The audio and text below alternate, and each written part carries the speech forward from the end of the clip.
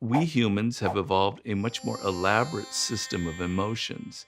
And if people have chronicled them, you could say they're up to 40, some say that there's 12, and all kinds of combinations. But we like to think of ourselves as these rational, superior animals. But really what makes a human being is our emotions, the rich, deep variety of emotions that we feel. And the emotional part of our nature, our brain, is not connected to the rational part, to the to the cortex, where higher thinking is. So we have no access to our emotions. And if you take a second and try and understand it and fathom that, that's an immensely profound and disturbing thought, which means the emotions that you're experiencing on a day-to-day basis, your everyday moods, your anger, your love, your excitement, your depression, you don't know where they come from. You can't reason and figure out why you feel the way you do.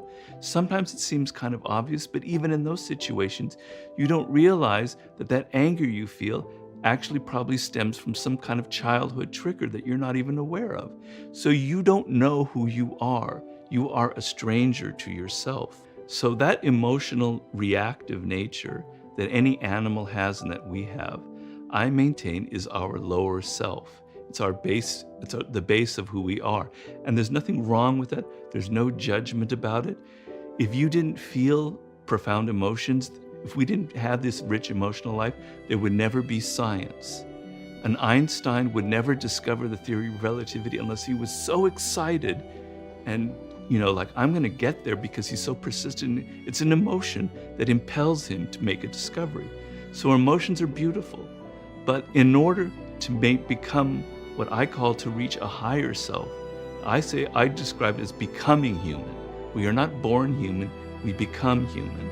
We have to gain greater access to our emotions.